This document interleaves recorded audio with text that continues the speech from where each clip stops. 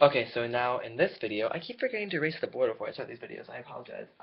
In this video, we're going to be teaching, or I'm going to be teaching you, the product rule and the quotient rule. Now, this is going to be used when you want to take the derivative of a function in which the variable is being multiplied by some version of itself.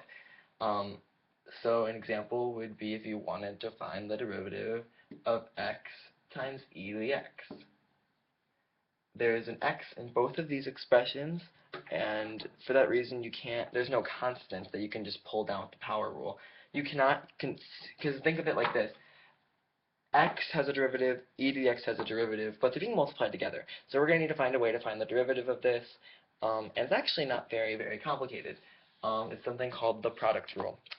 In the product rule, I'm going to write down the, not messy, but the technical version. If there's a function f of x being multiplied by g of x, and you want to find the derivative of it, then you're going to take the original function for the first one and multiply that by the derivative of the second function, like this. Then you're going to add this to this function multiplied by the derivative of the first function. Now you're probably thinking, wow, that seems very messy and not fun, and I'm going to mess it up and it's really confusing. Well, luckily, a strategy that you can use is you can kind of tweak this into something a little more easy to understand and make f of x u and make g of x v. And this is just a simple way of saying that considering that u and v stand for functions that have x in them, this would mean it would be u times the derivative of v plus v times the derivative of u. Not too hard to remember. So a quick example of this kind of problem. I like how big I wrote this. An example of this kind of problem would be, let's do x cubed times e to the x. To find the derivative, we take the original function, which is x cubed, times the derivative of the second function, which is just e to the x.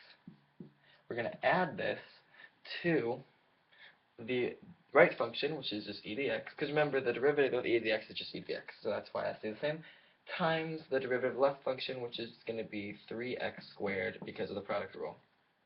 And that's the derivative. You can then evaluate it at a certain value of x by just plugging it in and getting your answer. This right here is your derivative. Some questions might get complicated and you'll have to take the double derivative, in which case you have to do product rule again with each of these. I just erased them, but each of these individual terms. That's not very fun. But that's the product rule. And then the second one I want to talk about in this video is the quotient rule. Let me get the formal definition so I can write it down for you. The quotient rule is basically the similar thing, except this is for when two functions are being divided. So this would be f(x) on top, g of x on the bottom, like so. A way to remember this is low d high minus high d low over low squared. That's the way my teacher taught it to me. But the formal way of writing this would be low, g of x, d high, the derivative of the top one, minus high, f of x, d low, which is g prime of x, all over low squared. And I know exactly what you're saying. This looks very complicated and messy. It is. I completely 100% agree with you, and you don't even use this very often, but you need to know it.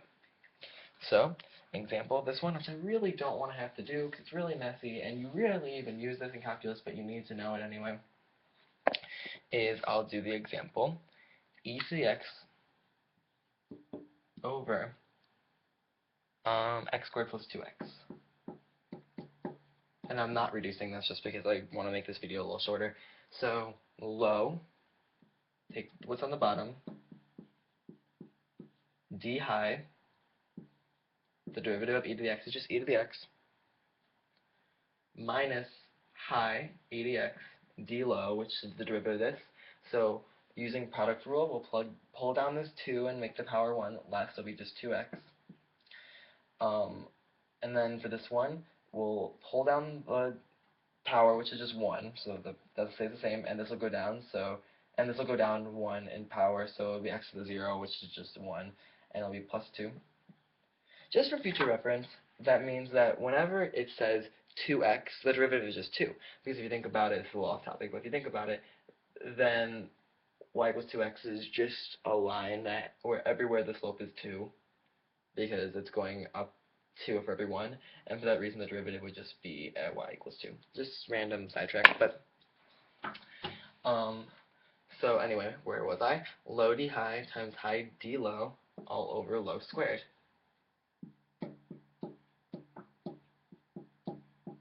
And that's your very, very messy answer, which you'll probably have to reduce.